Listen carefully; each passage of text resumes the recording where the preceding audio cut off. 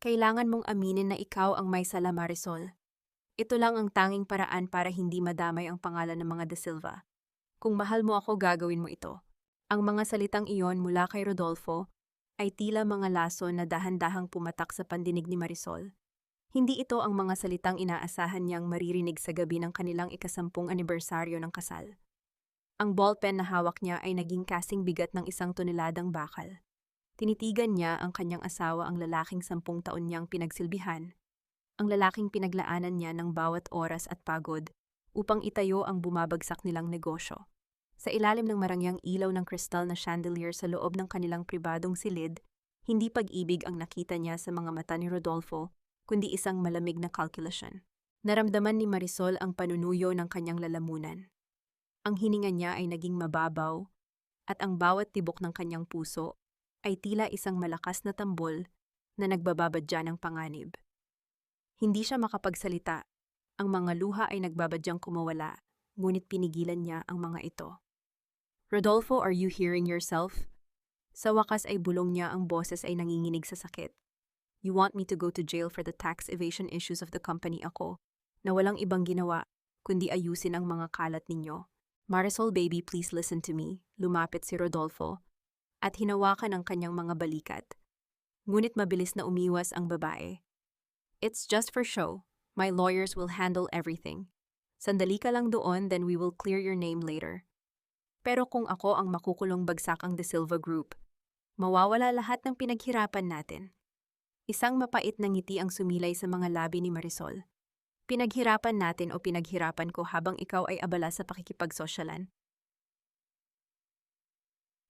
Bumukas ang pinto at pumasok si Doña Carmen, ang ina ni Rodolfo, na may dalang awtoridad na tila siya ang may-ari ng tadhana ng lahat ng tao sa silid. Ang kanyang mukha ay seryoso, walang bakas ng awa. Huwag ka nang maging madrama, Marisol. Alalahanin mo kung saan ka nang galing. Isang hamak na accountant ka lang bago ka namin tinanggap sa pamilyang ito. Utang mo sa amin ang rangyang tinatamasa mo ngayon.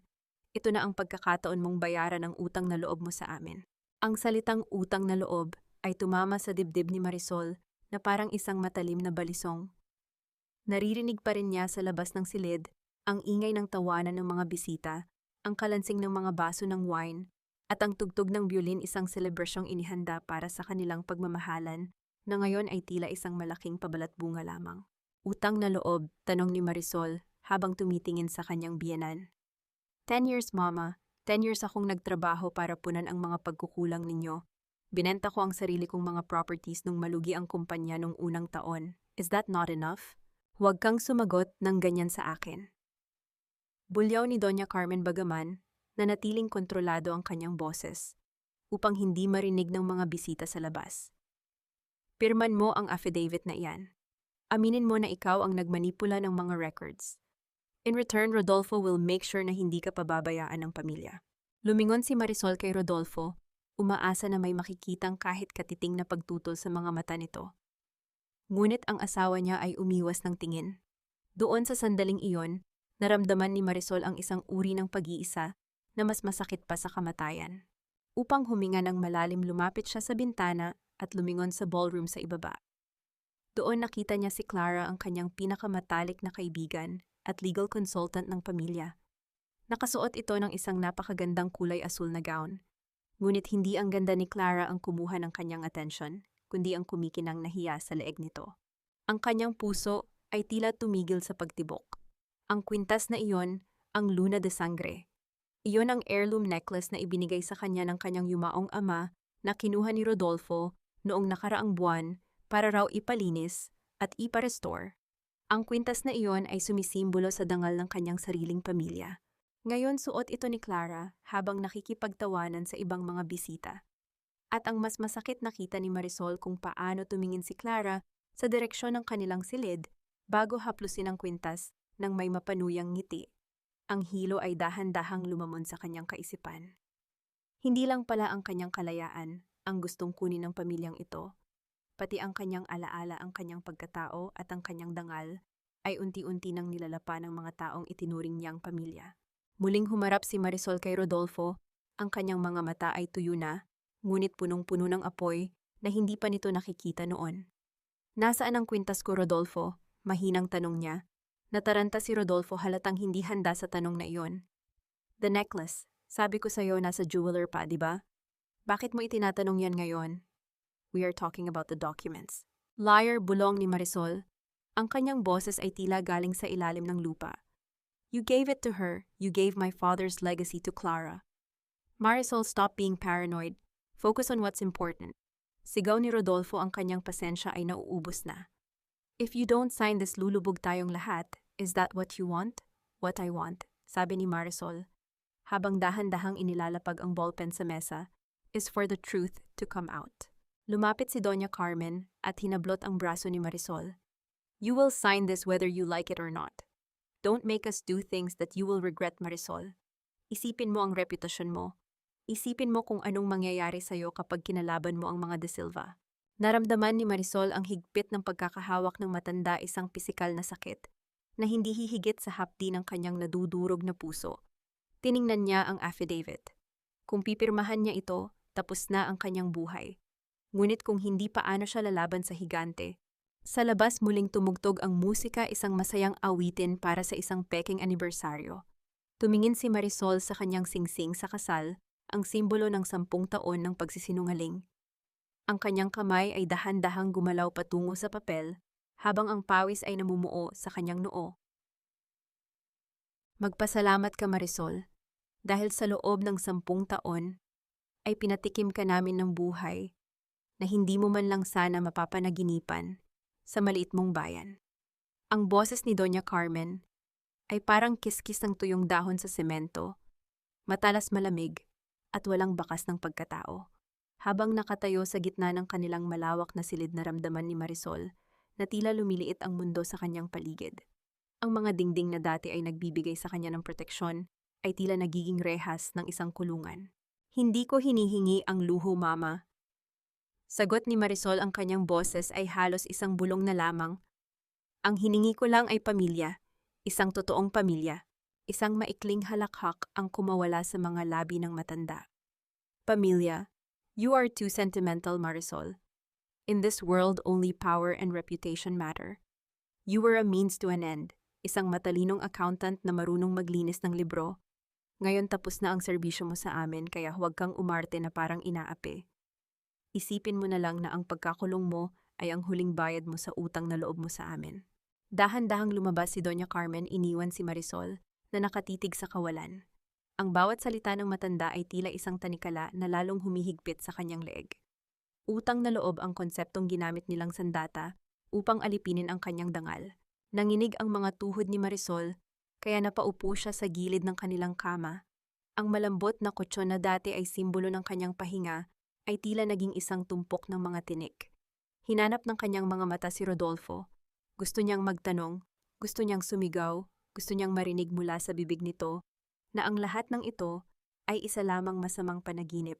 Tumayo siya at lumabas ng silid, binabagtas ang mahabang pasilyo ng mansyon.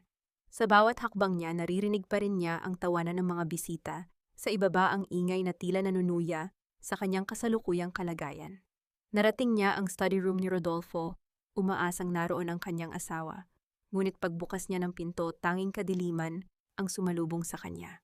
Bumalik siya sa kanilang silid-tulugan. Ang puso niya ay punong-puno ng kaba. Doon napansin niya ang isang bagay sa ibabaw ng kanilang kama. Isang piraso ng tela, isang asul na scarf na alam niyang kay Clara. Dahan-dahan niya itong pinulot. Sa paglapit ng tela sa kanyang muka, isang pamilyar na amoy ang pumasok sa kanyang mga ilong. Ang matamis at nakakahilong amoy ng mamahaling pabango ni Clara. Ang amoy na iyon ay tila isang sampal sa kanyang muka. Hindi lang basta pumasok si Clara sa silid na ito. Ang bawat hibla ng unan, ang bawat sulok ng kumot ay tila may bakas ng pagtataksil. Naisuka ni Marisol ang sarili sa tindi ng sakit. Sa mismong kama kung saan sila nangako ng katapatan, doon din pala unti-unting pinapatay ni Rodolfo ang kanilang pagsasama. Wala na siya rito, Marisol. Huwag mo nang hanapin ang asawa mo.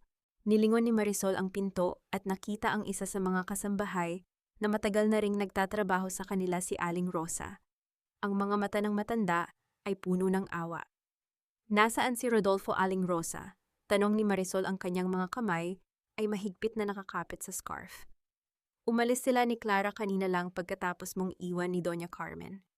Sabi ni Sir Rodolfo, may kailangan daw silang asikasuhin na mahalagang dokumento bago ang flight nila bukas. Flight saan sila pupunta? Umiwas ng tingin si Aling Rosa. Hindi ko po alam, ma'am, pero nakita ko silang nag-impake ng ilang gamit sa sasakyan. Ma'am, mag-ingat po kayo. Naririnig ko ang usapan nila sa kusina kanina.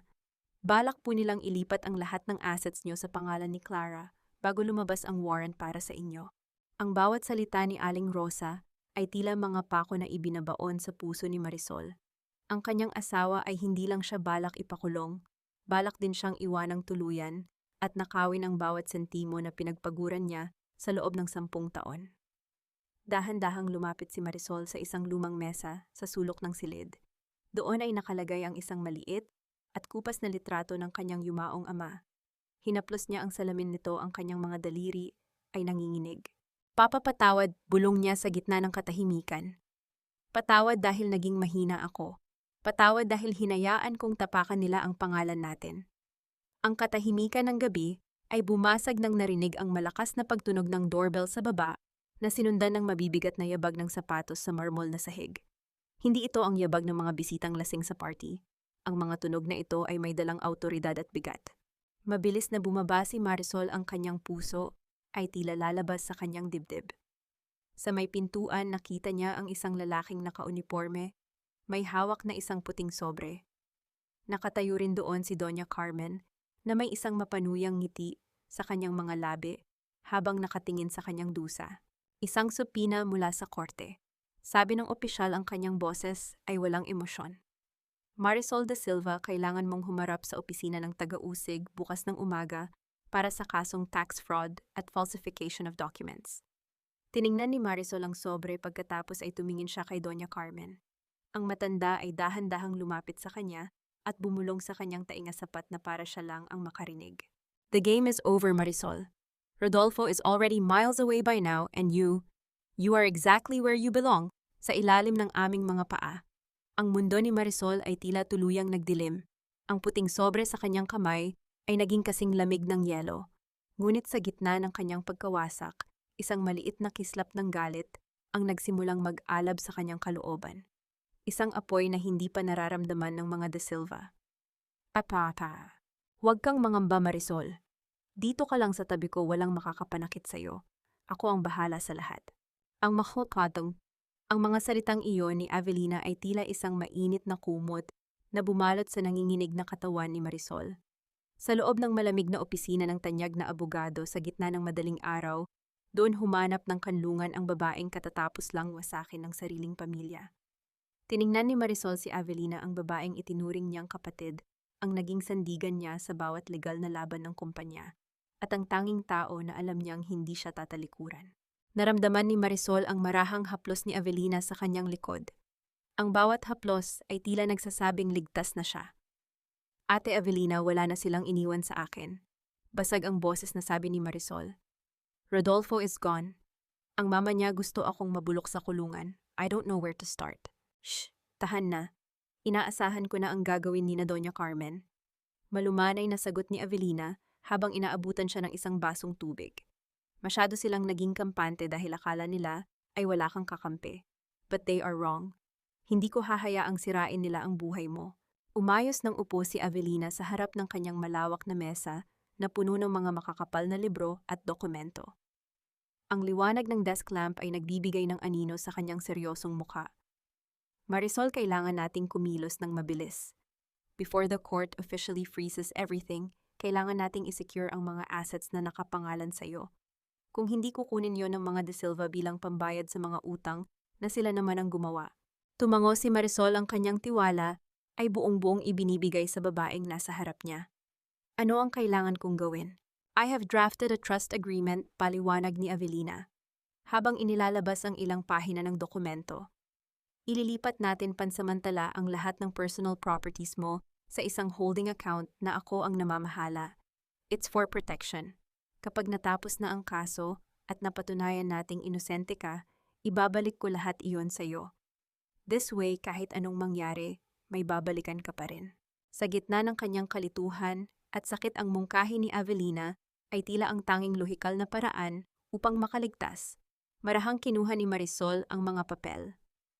Kailangan ko rin ang mga orihinal na titulo ng mga lupa mo at ang mga stock certificates. I need to keep them in my vault. Hindi ligtas ang mga iyon sa mansyon ng mga De Silva. I will get them, ate. Bukas na bukas kukunin ko ang lahat sa safe ko. Sabi ni Marisol, ang kanyang puso ay nagsisimulang gumaan dahil sa pag-asang dala ni Avelina. Tumayo si Avelina at lumapit sa kanya upang ayusin ang gulugulong buhok ni Marisol. Ang kanyang mga kamay ay malambot, ngunit may isang bagay na kumuha sa atensyon ni Marisol. Sa galaw ng kamay ni Avelina, sumilip mula sa ilalim ng manggas ng kanyang blusa ang isang mamahaling relos. Isang gintong Rolex na may mga palamuting diamante, isang limitadong edisyon na pamilyar kay Marisol. Ang kanyang puso ay tila nakaramdam ng isang mabilis at kakaibang kaba. Iyon ang relos na binili ni Rodolfo noong nakaraang taon sa Switzerland. Sabi nito reglo iyon para sa isang very important business partner na tumulong sa pagsasara ng isang malaking deal. Bakit ito nasa bisig ni Avelina? Ate, ang ganda ng relos mo. Mahinang puna ni Marisol, pilit na itinatago ang panginginig ng kanyang boses. Saglit na napatigil ang kamay ni Avelina. Isang mabilis na kislap ng pagkailang ang dumaan sa kanyang mga mata bago ito napalitan ng isang matamis na ngiti. Ito ba regalo ito ng isang kliyente na sobrang nasiyahan sa trabaho ko? Anyway, huwag na nating pag-usapan ang relos. Ang mahalaga ay ang seguridad mo. Muling bumalik si Avelina sa kanyang mesa upang kumuha ng iba pang dokumento. Sa pag-abot niya ng isang folder, may isang papel na nalaglag mula sa kanyang drawer at dahan-dahang lumapag sa paanan ni Marisol. Yumuko si Marisol upang pulutin ito, ngunit bago pa man niya mahawakan ang papel, mabilis itong kinuha ni Avelina. Gayunpaman, sapat na ang ilang segundong iyon para mabasa ni Marisol ang nakasulat sa ibaba ng pahina. Isang pamilyar na pirma ang nakita niya sa tabi ng pangalan ni Avelina, ang mabulaklak at matapang na pirma ni Doña Carmen, at ang petsa sa dokumento noong nakaraang linggo pa. Naramdaman ni Marisol ang biglang panlalamig ng kanyang mga kamay at paa. Bakit may lihim na kasunduan si Avelina at ang kanyang biyenan? Bakit tila ang bawat hakbang na itinuturo sa kanya ni Avelina ay may kaugnayan sa mga taong nagtatangkang sumira sa kanya? Marisol, are you okay? Tila namumutla ka yata. Tanong ni Avelina, ang kanyang boses ay puno ng pag-aalala, ngunit sa pagkakataong ito ang pag-aalalang iyon ay tila isang matalas na patalim na nakatutok sa lalamunan ni Marisol. Pilit nang ngumiti si Marisol, bagaman ang kanyang kalooban ay nagsisimula ng bumuo ng isang bagong uri ng takot. Napagod lang siguro ako, ate. I need some rest. Sige, maiwan mo na ang mga dokumentong ito rito. Pirmahan mo na lang ang huling pahina para bukas ay maasikaso ko na ang pag-transfer ng mga pondo mo, sabi ni Avelina, habang iniusod ang huling papel at ang isang ballpen patungo sa kanya. Tinitigan ni Marisol ang puting papel. Ang bawat salitang nakasulat doon ay tila mga anino na nagbabadyang lumamon sa kanyang buong pagkatao. Kung pipirma siya, ibinibigay niya ang lahat ng kanyang pag-aari sa babaeng suot, ang relos ng kanyang asawa, at may lihim na ugnayan sa kanyang kaaway. Ang katahimikan sa loob ng opisina ay naging nakabibingi. Tanging ang mahinang tunog ng aircon ang naririnig na tila isang babala na nagmumula sa kailaliman ng gabi. Dahan-dahang hinawakan ni Marisol ang ballpen, ang kanyang paningin ay naglabo dahil sa luhang pilit na kumakawala. Huwag mo nang patagalin ang hindi maiiwasan, Marisol. Pirmahan mo na ang mga dokumentong yan para matapos na ang paghihirap mo. Ang boses ni Avelina ay wala na ang tamis at lambing na ipinamalas niya kanina. Ngayon ang kanyang tono ay kasing talim na ng isang labaha malamig at puno ng pagmamadali. Nakatayo siya sa tapat ni Marisol, ang kanyang mga kamay ay nakapatong sa mesa, tila isang maninila na naghihintay na lamang sa huling hininga ng kanyang biktima. Nanginginig ang kamay ni Marisol habang hawak ang ballpen. Tumingin siya sa mga mata ni Avelina, naghahanap ng kahit katiting na bakas ng pagkakaibigan, ngunit tanging kasakiman ang nakita niya roon. Bakit, atek? Mahinang tanong ni Marisol, ang kanyang boses ay puno ng pait. Bakit kailangan mong makipagsabuatan sa kanila? I trusted you more than anyone else. Isang mapanuyang ngiti ang gumuhit sa mga labi ni Avelina. Dahan-dahan niyang inayos ang kanyang buhok, ipinapakita ng husto ang gintong Rolex sa kanyang bisig. Trust in this world, Marisol, trust is a luxury that people like me cannot afford. You were born lucky, nagkaroon ka ng pagkakataong pumasok sa pamilyang De Silva at maging reyna ng kanilang kumpanya. Pero ako, I had to crawl my way up. At kung kailangang tapakan kita para makuha ang nararapat sa akin, gagawin ko. Anong nararapat sa iyo? Tanong ni Marisol. Ang kanyang hininga ay bumibilis sa tindi ng galit at kaba. Hindi mo pa ba nahahalata everything you have should have been mine?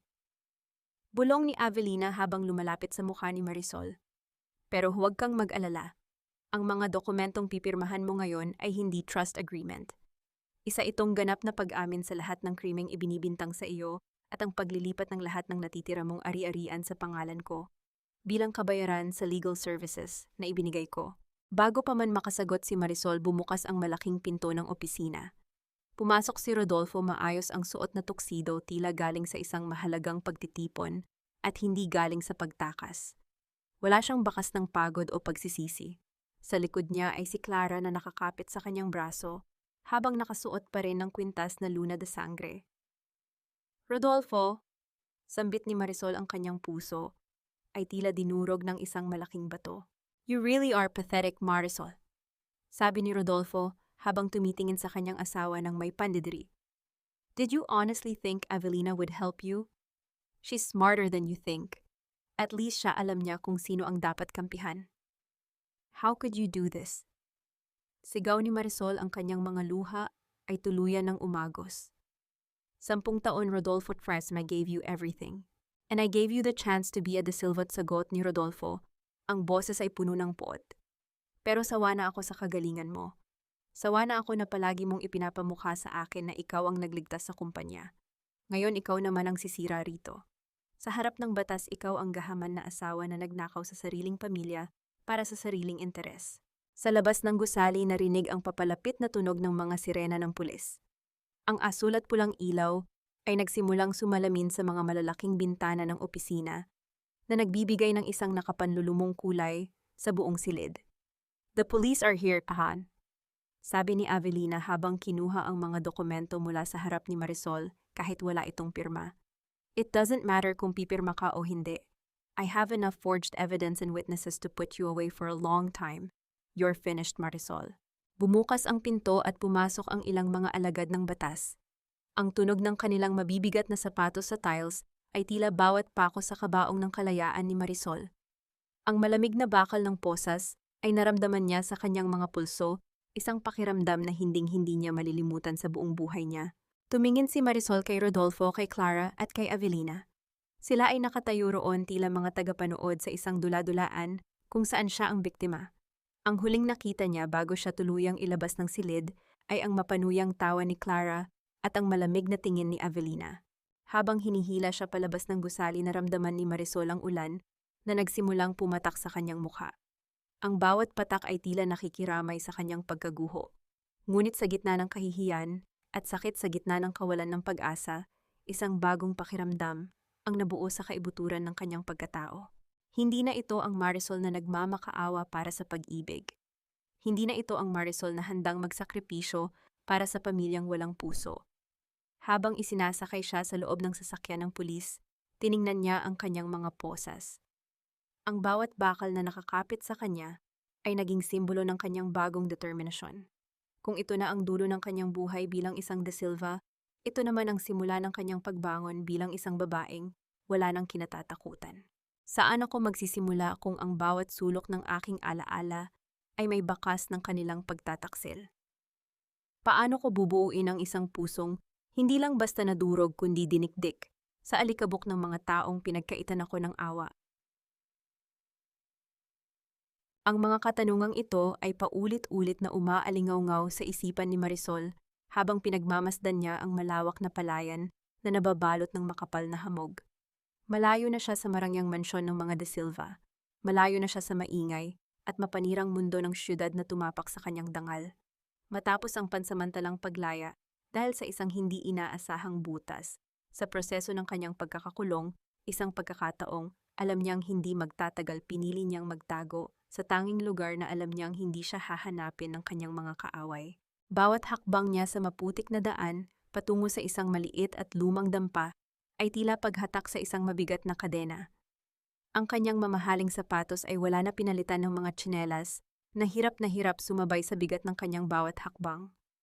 Ang ulan ay dahan-dahang tumitila, ngunit ang lamig na dulot nito ay nanunuot hanggang sa kanyang mga buto.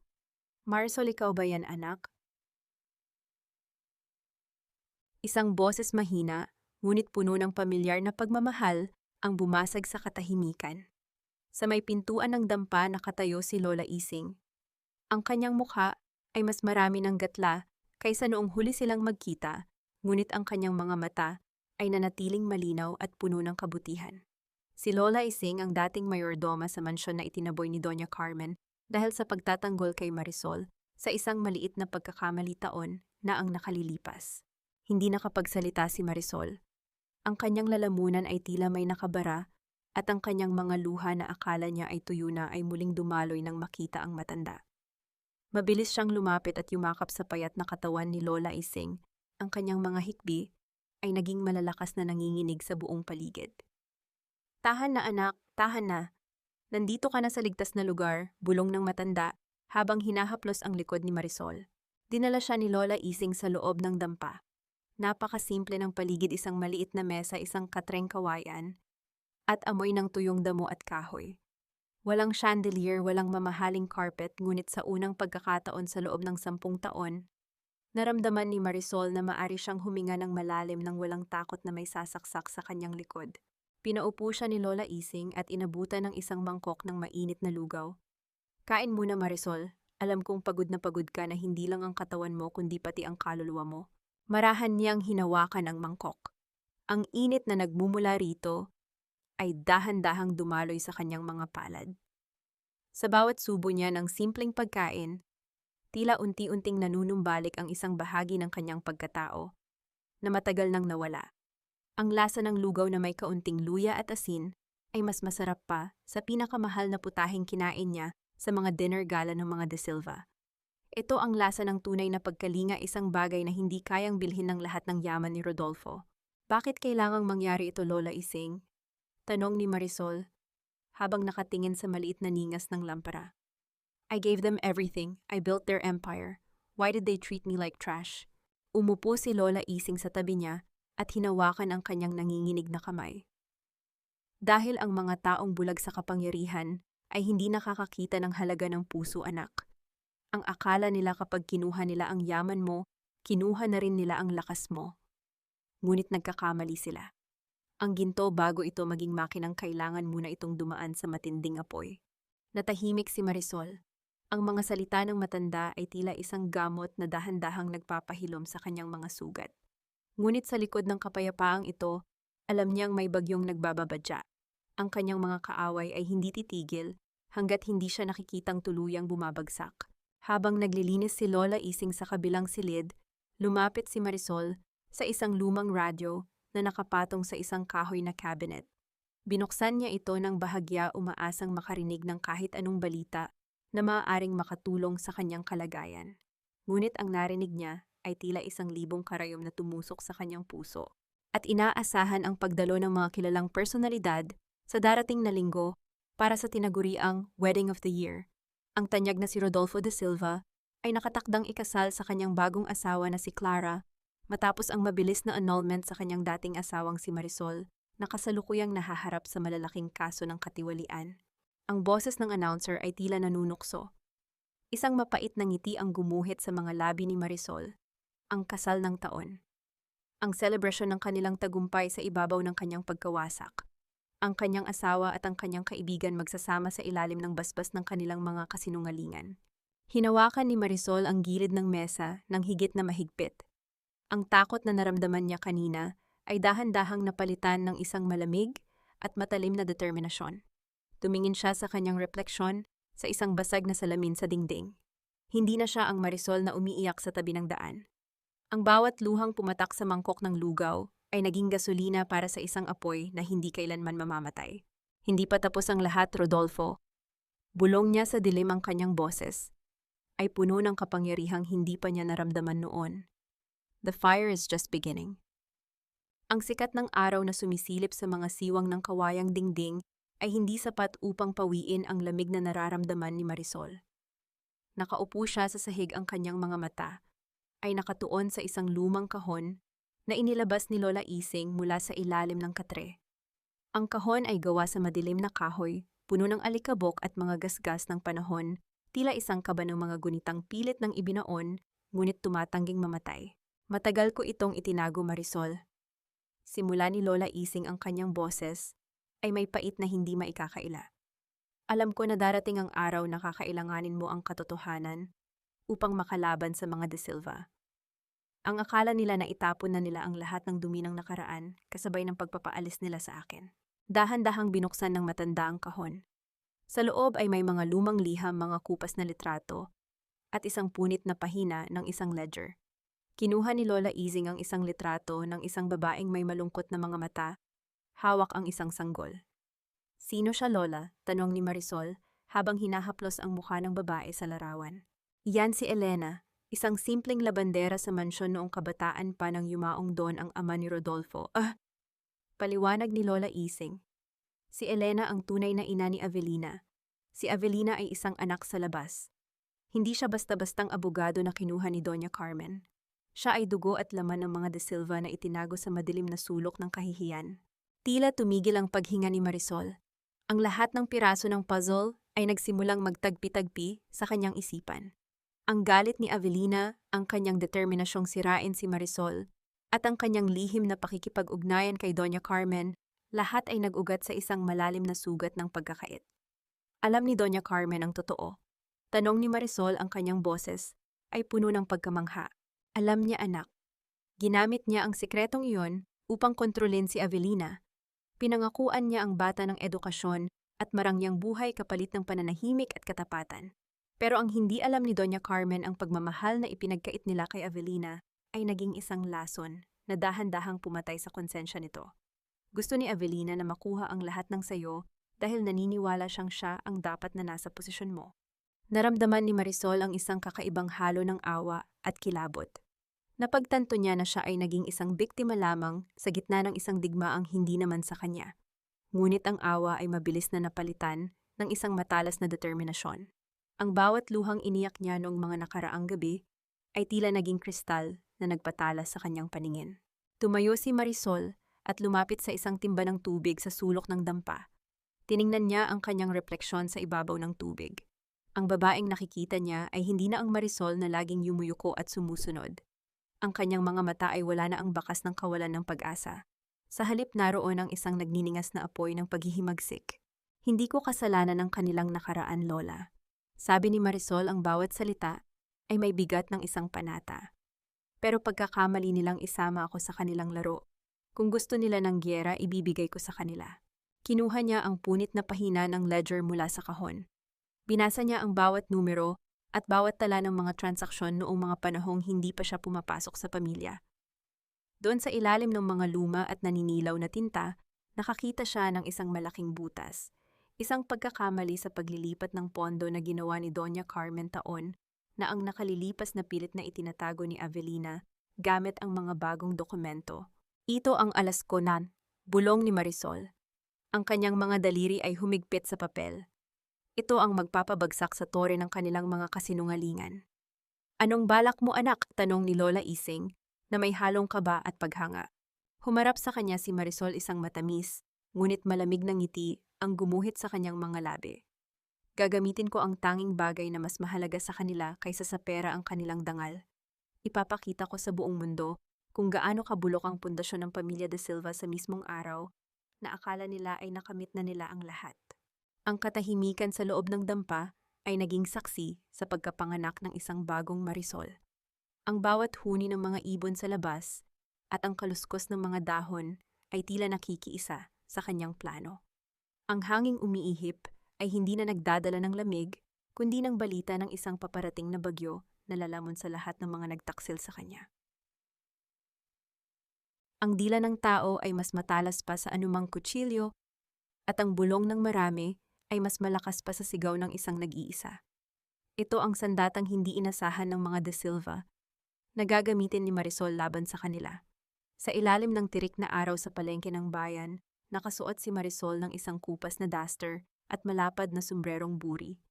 Ang dating reyna ng De Silva Group ay nagmistulang isang simpleng mamimili, ngunit ang kanyang mga mata ay matalas na nagmamasid sa bawat galaw at bawat salitang namumutawi sa bibig ng mga tao. Naupo siya sa isang maliit na karinderya, malapit sa kumpol ng mga babaeng kilala sa pagiging marites o ang mga tagapagdala ng balita sa buong baryo. Ang bawat higop niya ng mainit na kape ay sinasabayan niya ng matamang pakikinig. Naku, balita ko ay gumuho na raw ang reputasyon ng mga De Silva sa Maynila. Simula ng isang babaeng tinderang may hawak na pamaypay. Sabi ng pinsan ko na nagtatrabaho sa isang bangko, marami na raw utang ang kumpanya nila Rodolfo. Simula nang mawala ang asawa niyang si Marisol. Totoo ba? Sagot naman ng isa pa. Sayang naman. Mukhang itong bagong babae ni Rodolfo, iyong si Clara, ay puro gastos lang ang alam. Wala raw itong alam sa negosyo kundi ang magpakitang tao. Dahan-dahang lumapit si Marisol sa patna upang marinig siya ng grupo. Narinig ko rin po, mahinang singit niya, ang boses ay pilit na ginawang paos. Sabi nila pati iyong abogadang si Avelina ay unti-unti na raw nililimas ang pera ni Doña Carmen nang hindi alam ng matanda. Parang anay na raw na kinakain ang kumpanya mula sa loob. Tila mga bubuyog na nagkagulo ang mga babae sa narinig. Talaga pati si Doña Carmen ay niloloko na rin po? Tanong ni Aling Mirna, ang tila pinuno ng grupo. Opo, dagdag ni Marisol, habang dahan-dahang naglalatag ng mga impormasyong nakuha niya mula sa mga dokumento ni Lola Ising. Balita ko ay may mga peking pirma raw na ginagawa si Avelina para ilipat ang mga lupain sa sarili niyang pangalan. Akala raw ni Doña Carmen ay protection ito, pero iyon pala ay nakaw na. Ang bining itinanim ni Marisol ay mabilis na tumubo. Alam niyang sa loob ng ilang oras ang balitang ito ay makakarating sa syudad, dadaan sa mga social media at kakalat sa mga salon at golf club na madalas tambayan ng mga kakilala ni Doña Carmen. Ang hiya o ang kahihiyan na pilit na iniiwasan ng kanyang biyenan ay magiging isang malaking lamat sa kanilang pundasyon. Naramdaman ni Marisol ang isang kakaibang uri ng saya sa kanyang dibdib. Hindi ito ang masamang saya, kundi ang pakiramdam ng isang taong unti-unti nang binabawi ang kanyang kapangyarihan. Habang naglalakad siya pabalik sa dampa ni Lola Ising, tinitingnan niya ang kanyang mga kamay. Wala na rito ang mamahaling alahas, ngunit mas matibay ang hawak niya sa kanyang tadhana ngayon kaysa noong siya pa ang nakatira sa mansyon. Gayunpaman, sa likod ng kanyang mga plano, may isang tanong na gumugulo sa kanya. Paano niya mapapatunayan ang lahat sa mismong mukha ni Doña Carmen? Kailangan niya ng isang taong nasa loob ng mansyon, isang mata na makakakita sa bawat pagkakamali ni Avelina. Pagdating niya sa harap ng dampa, napatigil si Marisol. Ang katahimikan ng bukid ay bumasag nang mapansin niya ang isang makintab at itim na kotse na nakaparada sa ilalim ng puno ng mangga. Ang sasakyang iyon ay hindi pag-aari ng sino man sa baryo. Ang bintana nito ay madilim, tila isang lihim na naghihintay na mabunyag. Naramdaman ni Marisol ang mabilis na tibok ng kanyang puso. Lola Ising tawag niya, ngunit walang sumagot. Dahan-dahang lumapit si Marisol sa sasakyan. Bumukas ang pinto sa likuran at isang bulto ng isang lalaki ang lumitaw. Ang bawat galaw nito ay puno ng awtoridad at ang amoy ng mamahaling tabako ay humalo sa simoy ng hangin sa bukid. Sino ka, tanong? Tanong ni Marisol, ang kanyang boses ay matatag kahit na ang kanyang mga tuhod ay nanginginig. Hindi sumagot ang lalaki, sa halip ay iniabot nito ang isang sobrang kulay ginto, isang imbitasyon sa kasal ng taon. Sa ilalim ng imbitasyon may isang sulat kamay na mensahe, ang mga kaaway ng iyong kaaway ay maaari mong maging kaibigan.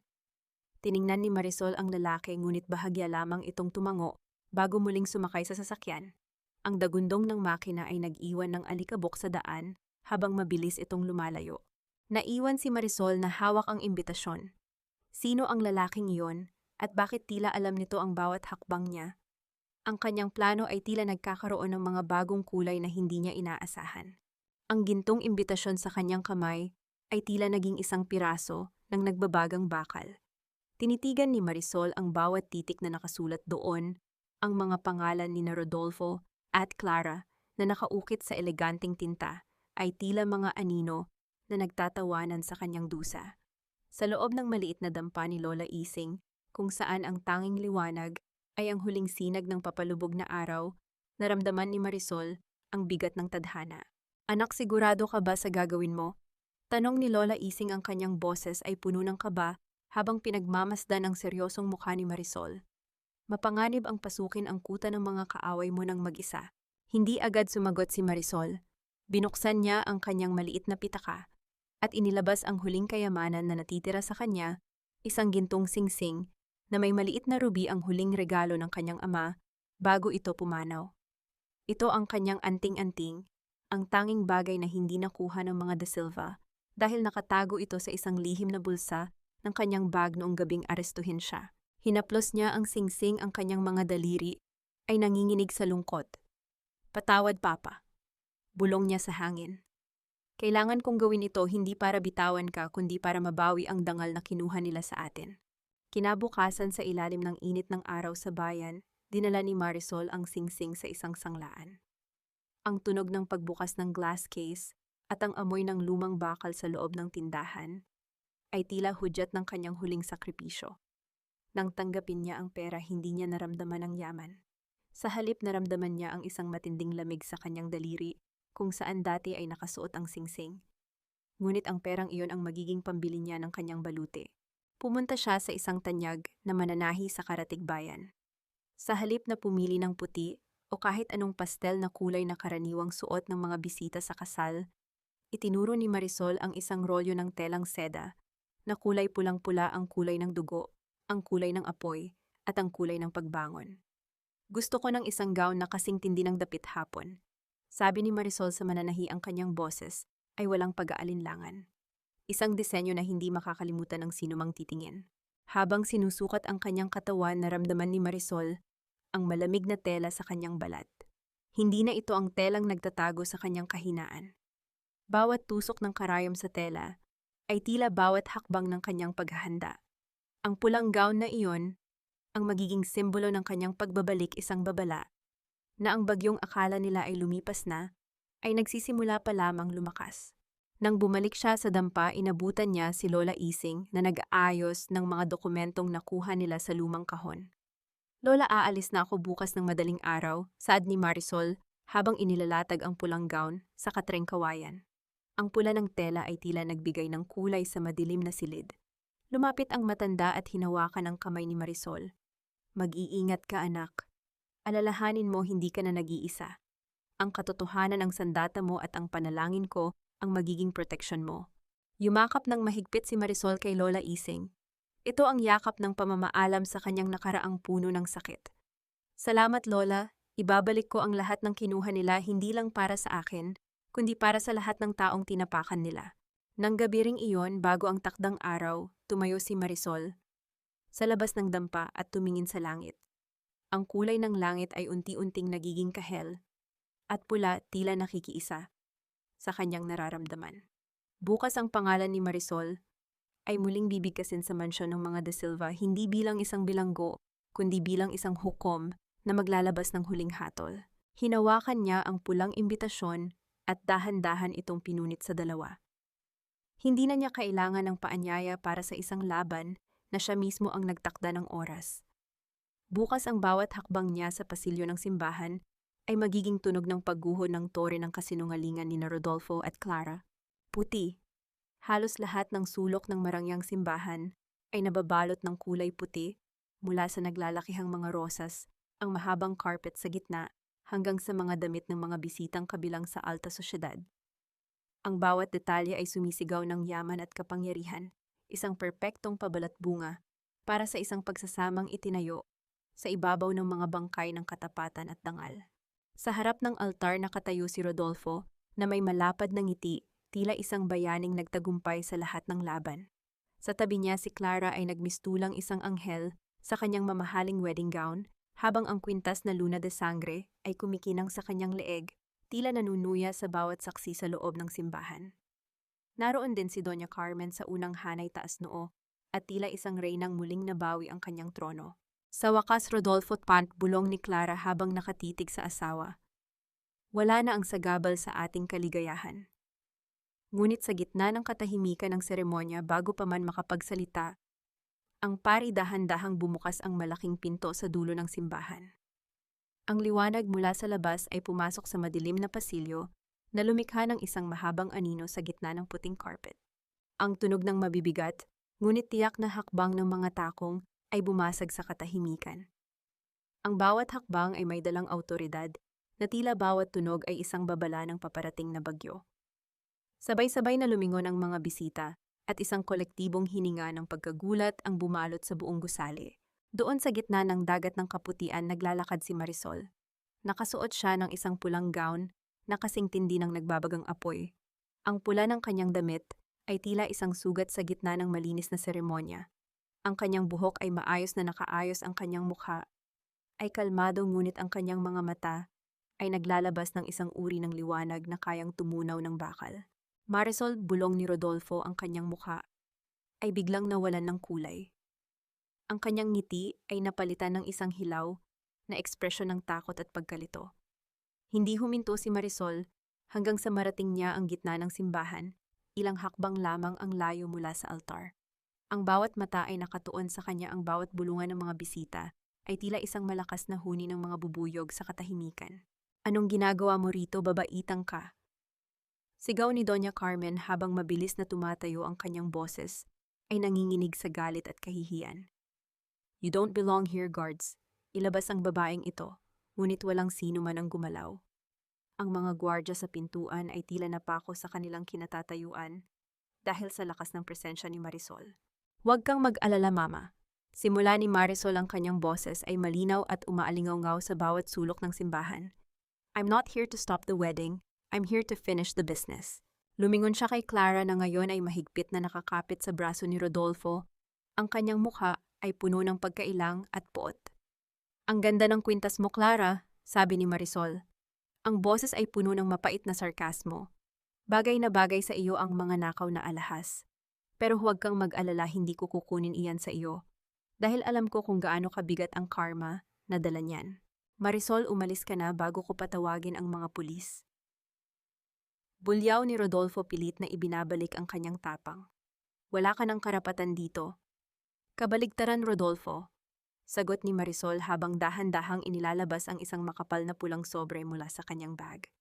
I have every right to be here. Because this wedding, this union, it's nothing more than a gathering of thieves celebrating their latest heist. Inangat ni Marisol ang pulang sobre sapat na para makita ng lahat ng mga bisita at ng mga kamera na naroon upang i-record ang wedding of the year. Ang tensyon sa loob ng simbahan ay naging kasing bigat ng isang bundok. Sa loob ng sobreng ito, patuloy ni Marisol, ang kanyang mga mata ay nakatitig ng diretso kay Avelina na nakatayo sa isang sulok. Ay ang katotohanan na pilit ninyong ibinabaon sa ilalim ng inyong mga mamahaling damit. Ang katotohanang hindi lang ako ang ninakawan ninyo, kundi pati ang isa't isa. Naramdaman ni Marisol ang mabilis na tibok ng kanyang puso, hindi dahil sa takot, kundi dahil sa pananabik. Nakita niya ang pagbabago sa mga mata ni Avelina, ang kaba na dahan-dahang lumalabas sa likod ng kanyang maskara. Hindi pa tapos ang pirmahan, Rodolfo. Sabi ni Marisol, ang isang mapanuyang ngiti ay gumuhit sa kanyang mga labi. Dahil ang huling pirma na kailangan ninyo ay ang pirma ng inyong sariling pagkawasak. Biglang bumasag ang katahimikan nang subukan ni Doña Carmen na hablutin ang sobre mula kay Marisol, ngunit mabilis na umiwas ang babaeng nakapula. Ang matanda ay nawalan ng balanse at muntik nang matumba, isang eksenang nagdulot ng malakas na bulungan sa mga bisita. Ang hiya na pilit nilang itinatago ay nagsisimula ng bumitak. Akala mo ba ay ikaw lang ang marunong magtago ng sekreto, Avelina? Akala mo ba ay tapos na ang laro dahil naitapon mo na ako sa madilim na sulok ng bilangguan? Ang boses ni Marisol ay naging kasing talim ng kidlat na bumabasag sa namumuong bagyo sa loob ng simbahan. Dahan-dahan niyang binuksan ang pulang sobre, ang tunog ng pagpunit ng papel ay tila bawat hibla ng pagkatao ng mga De Silva na unti-unting nalalagas. Inilabas niya ang mga kopya ng mga dokumentong nakuha niya mula sa lumang kahon ni Lola Ising, mga dokumentong sadyang binura sa kasaysayan ng pamilya, ngunit nanatiling buhay sa alaala ng mga inabuso. Ano iyan, Marisol? Huwag kang gumawa ng eksena sa harap ng mga panauhin ko. Sigaw ni Rodolfo, ang kanyang boses ay nanginginig na sa halong takot at pagkapahiya. Ang pawis ay nagsisimulang mamuo sa kanyang noo kahit na napakalamig sa loob ng gusali. Hindi ito eksena, Rodolfo. Ito ang katotohanan. Sagot ni Marisol habang iniaabot ang isang kopya kay Doña Carmen na ngayon ay tila estatwang hindi makagalaw. Mama, tingnan nyo ng mabuti ang mga transaksyong ito. Ang mga lupain na akala nyo ay ligtas na nailipat sa ilalim ng inyong pangalan, tingnan nyo kung kaninong pirma ang nakalagay sa huling bahagi. Nanginginig ang mga kamay ni Doña Carmen habang binabasa ang papel. Ang kanyang mga mata ay nanlaki nang makita ang pangalan ni Avelina sa bawat dulo ng mga dokumento ng paglilipat ng ari-arian. Hindi ito pangalan ng mga De Silva. Lahat ng yaman ay dahan-dahang hinihigop ni Avelina patungo sa kanyang sariling mga account. Avelina, ano ito? Tanong ni Doña Carmen, ang kanyang boses ay naging pause at puno ng pagkalito. Sabi mo ay proteksyon ito para sa amin. Sabi mo ay kailangan nating gawin ito para hindi makuha ni Marisol. Isang malamig na tawa ang kumawala sa mga labi ni Avelina. Wala na ang maskara ng pagiging matapat na abogado. Wala na ang mapagkunwaring pagmamahal sa pamilya. Itinayo niya ang kanyang ulo nang may matinding pagmamalaki ang gintong Rolex sa kanyang bisig ay kumikinang na tila nanunuya sa lahat. Protection, you are so gullible, Carmen. Sabi ni Avelina, ang kanyang boses ay wala ng bakas ng paggalang. Sa tingin niyo ba ay magsisilbi ako sa inyo ng libre pagkatapos ng lahat ng ginawa niyo sa amin ni Nanay Elena? Pagkatapos niyo kaming ituring na parang basahan dahil lang sa ako ay isang anak sa labas. Ang salitang anak sa labas ay tila isang bomba na sumabog sa gitna ng mga bisita. Ang mga bulungan ay naging malalakas na tinig ng pagkagulat. Ang mga De Silva, na laging nagmamalaki sa kanilang malinis na pangalan, ay may ganito palang dumi sa kanilang nakaraan. Anak sa labas, bulong ni Rodolfo, ang kanyang mukha ay naging kasing puti ng wedding gown ni Clara. Avelina, what are you saying? I am your sister, Rodolfo. Your half-sister na kinalimutan nyo dahil sa takot nyo sa sasabihin ng ibang tao. Sigaw ni Avelina, ang kanyang galit ay tuluyan ng sumabog. 10 years akong nagplano para rito. Ginamit ko si Marisol. Ginamit ko kayo para makuha ang lahat ng nararapat sa akin, at ngayon nasa akin na ang lahat. Lahat ng kumpanya, lahat ng lupain ay nakapangalan na sa akin. Hayop ka, sigaw ni Doña Carmen habang sinusubukang sugurin si Avelina, ngunit mabilis siyang napahawak sa kanyang dibdib dahil sa tindi ng sama ng loob. Ang matandang reyna ay tuluyan ng gumuho sa harap ng lahat. Ang kanyang hiya ay naging isang malaking bitak na hindi na kailanman mabubuo pa. Lumingon si Avelina kay Marisol, ang kanyang mga mata ay puno ng puot. Akala mo ba ay nanalo ka, Marisol? Kahit na mabunyag ang totoo, ikaw pa rin ang kriminal sa mata ng batas. You are still a fugitive, ngunit kalmado lamang si Marisol. Hindi na ngayon, Avelina. Kasabay ng kanyang mga salita, bumukas muli ang pintuan ng simbahan. Ngunit sa pagkakataong ito, hindi isang babaeng nakapula ang pumasok. Isang grupo ng mga operatiba mula sa National Bureau of Investigation ang pumasok kasunod ang lalaking misteryosong nagbigay ng imbitasyon kay Marisol. Avelina De Silva Rodolfo, De Silva at Doña Carmen De Silva. Saad ng pinuno ng mga operatiba ang kanyang boses, ay puno ng autoridad na bumasag sa kaguluhan. Inaaresto kayo sa mga kasong plunder, falsification of public documents, at conspiracy to commit fraud. Mayroon kaming hawak na mga ebidensya at testimonya mula sa mga tauhan ninyo na handa ng magsalita. Nabitawan ni Clara ang kanyang bulaklak. Ang kanyang pangarap na kasal ng taon ay naging isang bangungot na hinding-hindi niya makakalimutan. Tumingin si Rodolfo kay Marisol, nagmamakaawa, ngunit tanging isang malamig na pader ng kawalan ng emosyon ang nakita niya sa mga mata ng kanyang asawa. Hindi pa tapos ito, sigaw ni Rodolfo, habang pilit na nagpupumiglas sa mga pulis. Marisol, tulungan mo ako, mahal kita. Ang pagmamahal ay may kasamang respeto, Rodolfo. Mahinang sagot ni Marisol, ang bawat salita ay may dalang pait at laya. At ang respeto ay matagal mo nang pinatay sa puso ko. Habang pinalalabas sila sa simbahan sa ilalim ng nakakasilaw ng mga flash ng camera, nanatiling nakatayo si Marisol sa gitna ng pasilyo. Ang pulang tela ng kanyang gown ay tila isang dagat ng apoy na tumupok sa lahat ng kanyang nakaraan. Ang tunog ng mga sirena sa labas ay tila isang awit ng kalayaan para sa kanyang kaluluwa. Marisol, huwag mo akong iwan ng ganito. I did it for us. Please kausapin mo ang mga pulis. Sabihin mo na nagkamali lang sila. Ang boses ni Rodolfo ay pumapailan lang sa loob ng simbahan, hindi na bilang isang makapangyarihang negosyante, kundi bilang isang taong nalulunod at desperadong kumakapit sa kahit anong bagay na lulutang. Habang hinititila siya ng 2 operatiba patungo sa pintuan, ang kanyang mga tuhod ay nanghihina, dahan-dahang sumasayad sa puting carpet na dapat sana ay lalakaran niya patungo sa isang bagong buhay.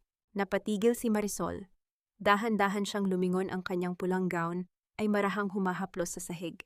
Tinitigan niya ang lalaking minahal niya ng buong buo sa loob ng 10 taon.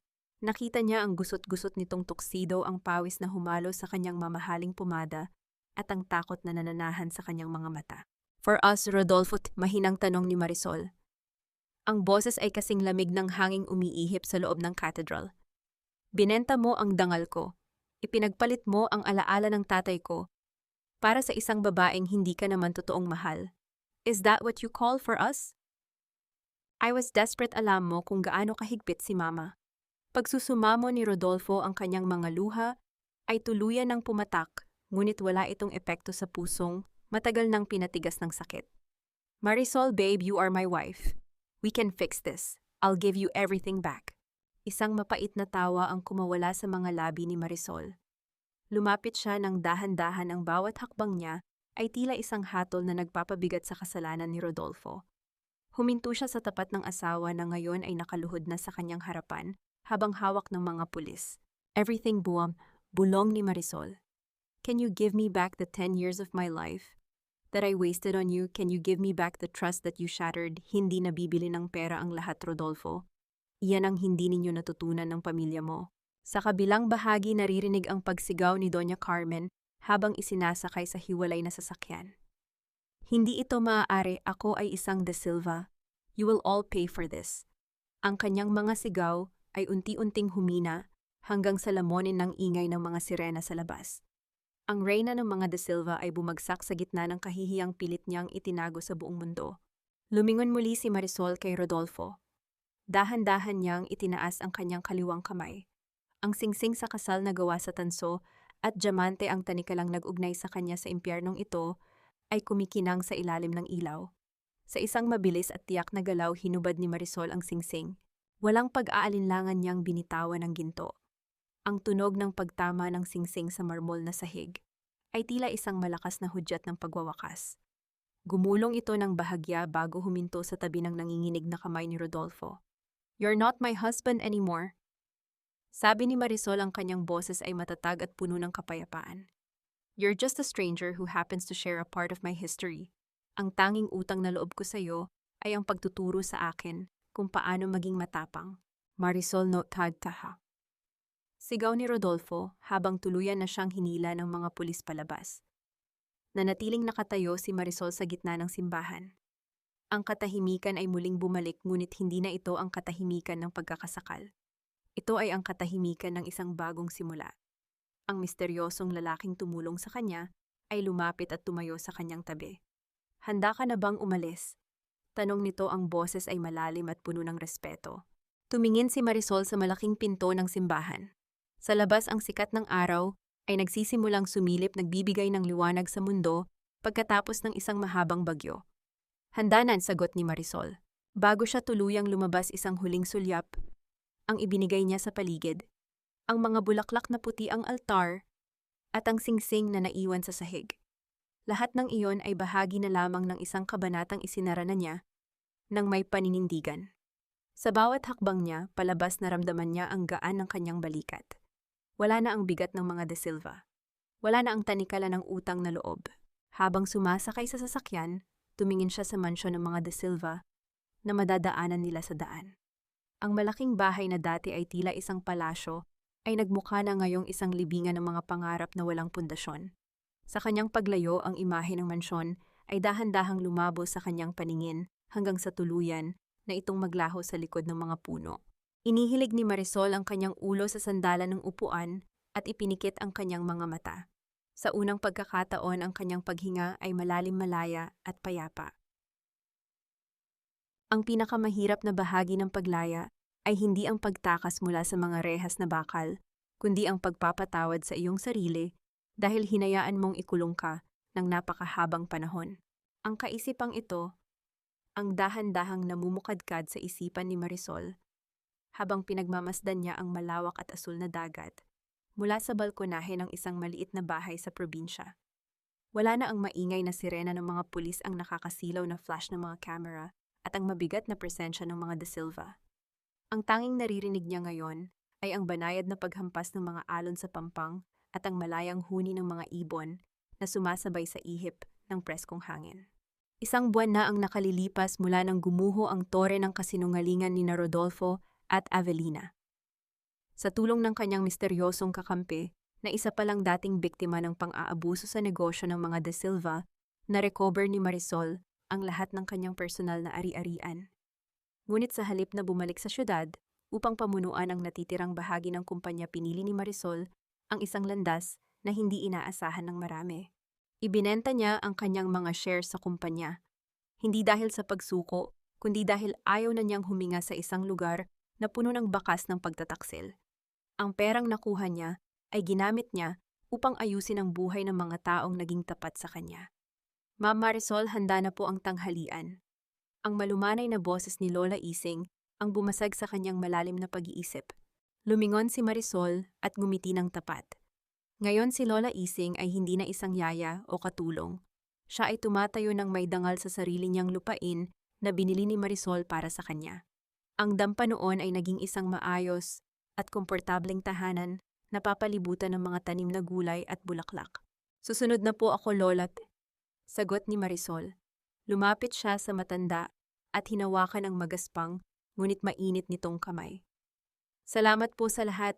Kayo ang nagturo sa akin na ang tunay na yaman ay hindi nasa bangko, kundi nasa kapayapaan ng puso. Ikaw ang nagligtas sa sarili mo, anak, tugon ni Lola Ising habang hinahaplos ang pisngi ni Marisol. Ang Diyos ay nagbigay lamang ng mga instrumento, ngunit ang lakas na bumangon ay nanggaling sa loob mo. Naupo si Marisol sa tapat ng isang lumang desk na gawa sa nara. Binuksan niya ang kanyang laptop upang basahin ang huling balita tungkol sa paglilitis. Ang mukha ni Rodolfo sa screen ay tila isang estranghero na lamang sa kanya. Ang hatol ay pinal na mahabang taon sa bilangguan para sa kanila ni Doña Carmen at Avelina dahil sa dami ng mga napatunayang krimen.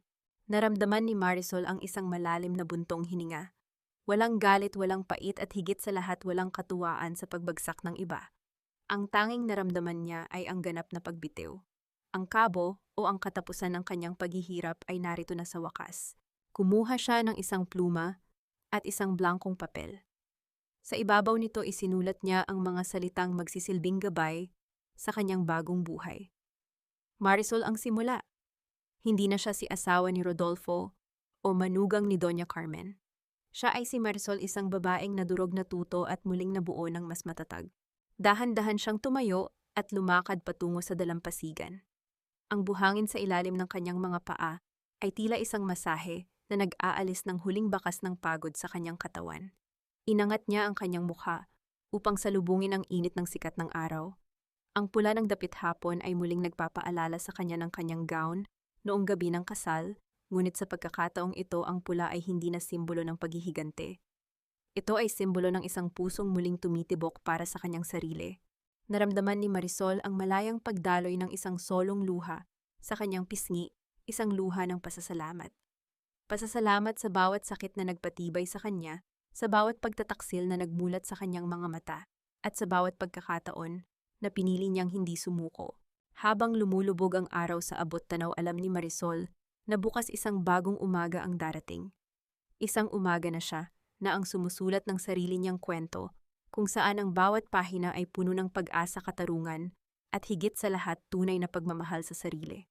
Ang tunog ng dagat ay tila isang oyayi na nagpapatulog sa kanyang mapait na nakaraan, habang ang liwanag ng mga bituin ay nagsisimulang lumabas upang gabayan ang kanyang bawat hakbang patungo sa hinaharap na siya mismo ang humubog. Isang taon ang mabilis na lumipas, tila isang agos ng ilog na dahan-dahang tinangay ang mga labi ng isang nagngangalit na bagyo. Sa isang payapang bayan sa tabing dagat, kung saan ang bawat umaga ay binabati ng amoy ng sariwang pandesal at alat ng dagat, isang bagong gusali ang nakatayo ng may dangal. Ang disenyo nito ay simple ngunit matibay, gawa sa puting bato at malalaking bintana na hinahayaan ang sikat ng araw na pumasok sa bawat sulok. Sa pintuan ng gusali may isang plaka na nakaukit sa tanso, Bahay Marisol Kanlungan ng Bagong Simula. Ito ang naging misyon ni Marisol, ang magtayo ng isang center para sa mga kababaihang biktima ng pagtataksil pang-aabuso at kawalang katarungan. Hindi lang ito isang gusali, ito ang kanyang pasasalamat sa tadhana. Ang yaman na kinuha niya mula sa pagbebenta ng kanyang mga shares sa De Silva Group ay hindi niya itinago para sa sariling luho, kundi itinanim niya upang maging silong ng mga pusong sugatan. Sa loob ng isang selda sa syudad, malayo sa ingay ng tagumpay, nanatiling nakatitig sa malamig na pader si Rodolfo.